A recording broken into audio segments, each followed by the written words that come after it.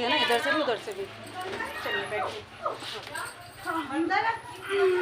पहले हाँ देखियो तो उमर आप पीछे के लिए आगे हम सब इसमें भाभी इस कैमरे में चल रहा है, सब आ रहे हैं। हाँ हाँ चल रहा है ना? हाँ हाँ बैठ जाओ। बैठो बेटा। जब ऊपर आएगी ये गेट बंद कर देना। हाँ ठीक है। एक साहूकार था, उसके 7 बेटे और एक बेटी थी। सातों भाई बहन साथ बैठकर खाना खाते थे। एक दिन कार्तिक की चौथ का व्रत आया तो भाई बोले कि आओ बहन खाना खा ले। उनकी बहन बोली कि भाई आज करवा चौथ का व्रत है, इसलिए चांद निकलने पर खाऊंगी। तब भाई बोले कि क्या हमारी बहन भूखी रहेगी? तो एक भाई ने दिया लिया और चलनी ली। एक पेड़ के पास एक तरफ होकर दिया जलाकर चलनी ढक दी और आकर कहा कि बहन तेरा चांद निकल गया। तो वह भाभियों से बोली कि आओ भाभी अर्घ दे दे।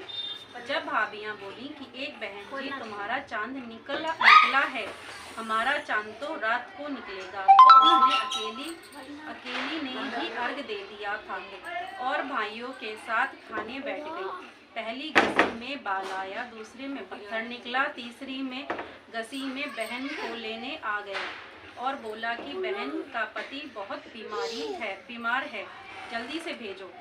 तब माँ बोली कि साड़ी पहनकर ससुराल चली जा और सोने का टका पल्ले में बांध दिया और वो कहा कि रास्ते में कोई भी मिले उनके पैर छूती जाइयो और उनका आशीष लेती जाइयो।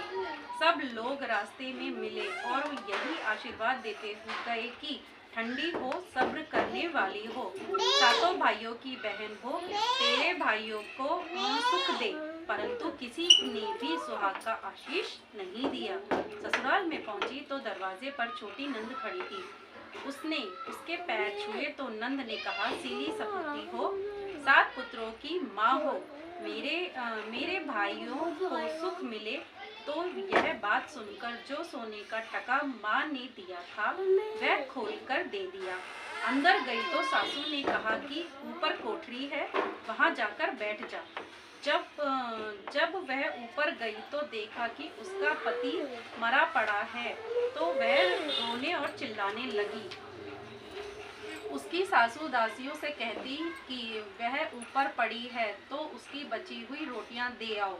इस प्रकार मगसीर की चौथ आई और बोली कि करवे ले लो भाइयों की प्यारी करवे ले लो, दिन में चांद उगना करवे ले लो, ज़्यादा भूख वाली करवे ले लो। वह चौथ माता को देखकर बोली कि मेरे को उजाड़ा है तो तू ही सुधारेगी, मेरे को सुहाग देना पड़ेगा। तब चौथ माता ने कहा कि पौष माता आएगी और मेरे से बड़ी है, वही तेरे को सुहाग देगी। एक प्रकार पौष माता भी आकर चली गई। माघ की, फागुन की, चैत की, वैशाख की, जेठ की, आषाढ़ की, सावन की, भादव की, सारी चौथें माता ऐसे जवाब देती चली गई कि अगली चौथ आएगी उससे कहिए।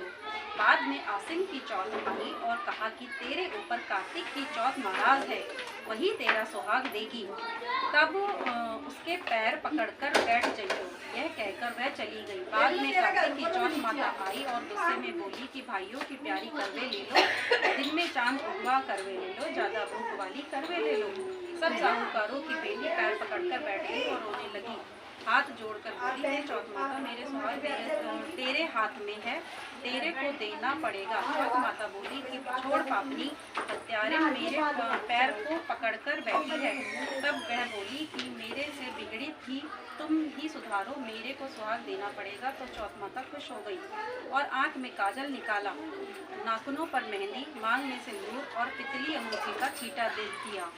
उसका पति उठकर बैठ गया और बोला कि बहुत सोया, अब तू उठ जा। बोली कि काहे को सोया, मेरे को 12 महीने हो गए, तो मेरे को कार्तिक की चौथ माता ने सुहाग दिया है। तो वह बोला कि चौथ माता का दुश्मन करो। तो उन्होंने माता की कहानी सुनी, खूब सारा चूरमा बनाया। दोनों आदमी औरत जीम कर चौपड़ खेलने लगे।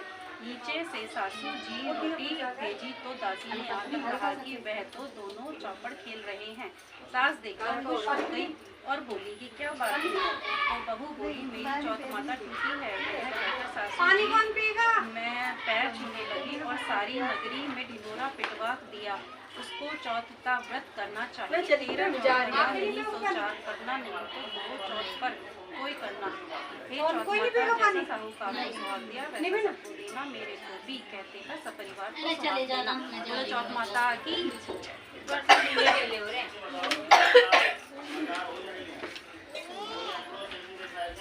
गणेश की तो सुन लिए, शांति गणेश के नाम लिए। गणेश की तो आदि सुन ली थी ना। उसमें बहुत छोटी सी गणेश जी की कितनी नींद हो जाएगी। छोटी गाय है। मेरी ना तुम ये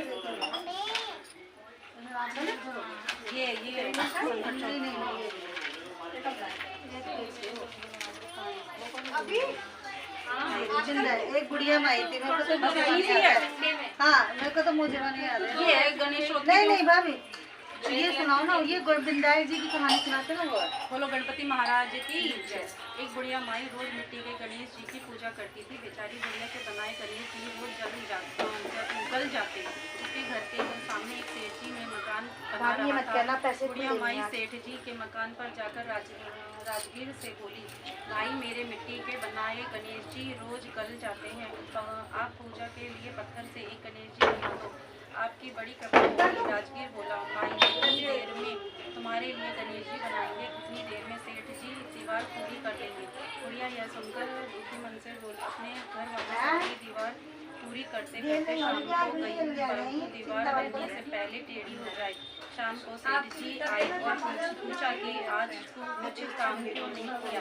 तब राजगीर ने बुढ़िया को ही बात बताई। तब सेठ जी ने बुढ़िया माई से कहकर कहा कि माई तुम हमारी दीवार सीधी कर दो तो हम तुम्हें सोने के गणेश जी बनवा देंगे। यह सुनते ही सेठ जी की दीवार सीधी कर दी।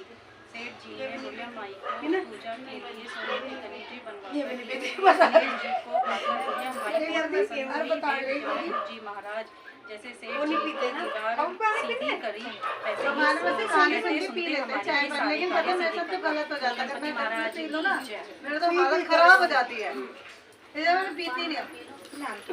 चावल इसमें लेके चावल इसमें डाल के ऊपर जल चढ़ा के आ जाओ।